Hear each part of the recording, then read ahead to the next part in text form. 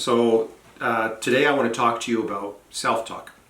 In my experience, there's a number of people who don't recognize that self-talk it happens, that they are self-talking, and if they are aware of it, that it's normal and that it's really helpful.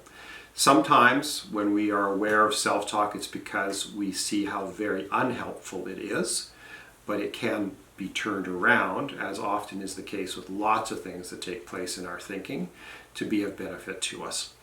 So first of all, I'd like people to do kind of a little bit of a mind experiment, a thinking experiment. And I ask them to imagine that, for instance, they are visiting me, and in the course of visiting me, I pull out some personal possession that is fragile and say, you know, this is extremely important to me, it came from somebody who's important to me, and so on. Then I place it on some surface, and then I leave the room.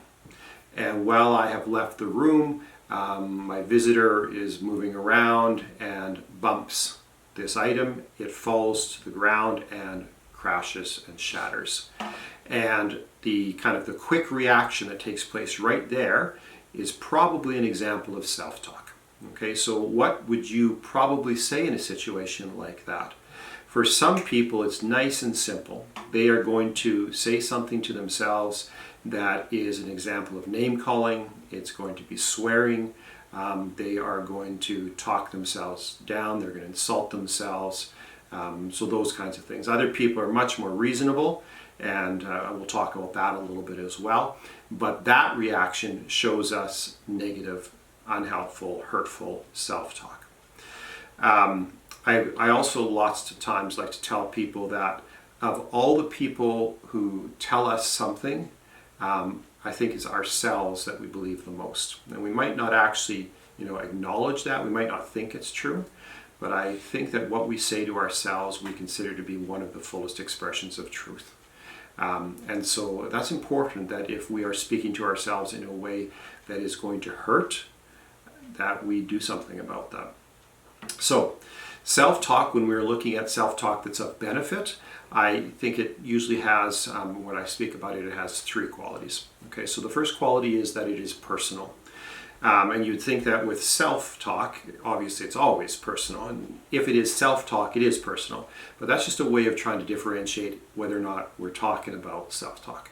So in the example that I gave, if you were to push this item and it shattered, it broke, and your response was, well, Wayne shouldn't have placed it there. That is not self-talk. Okay, that might be true. That might be a very responsible, functional thing to say. But we are talking about what you say about yourself. Okay, so first of all, it is personal. The H, or the next quality, is an H, and it is helpful. So helpful doesn't mean that it is nice. Okay, whatever exactly the word nice means. Not exactly that it's positive, if positive means that it's saying good things about yourself. And by good, we're saying things that are, positive qualities. They're building you up. They're talking about what you do well and all of that. Helpful is things that are just that, helpful to you. So it might include, I need to be more careful, if that was the case. Need to be more careful. It might include, I'm going to have to talk to Wayne about how we're going to work this out.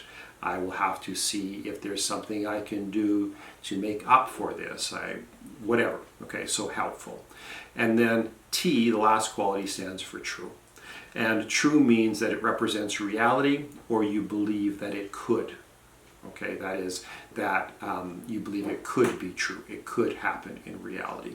Okay, and so that is not to make wishes about, oh, I wish that hadn't happened. If I think really hard, I will change it. But it is to say things like, Wayne seems reasonable. I'm sure we'll be able to figure something out, even though this mattered to him a great deal. Okay, so it is personal, it is helpful, and it is true. Another way to approach the topic of self-talk and kind of what we should aim to have it be like is to think, would I say this to a friend? Okay, don't think of it as when I'm joking around with my friend. Think of it as when my friend is in the kind of space that I am in right now. My friend is maybe struggling. my friend just made a mistake, my friend is feeling lost, is feeling low, all of those kinds of things, and I'm aware of it, how would I be supportive to that friend? So that language, those words, those are the things that we should say to ourselves.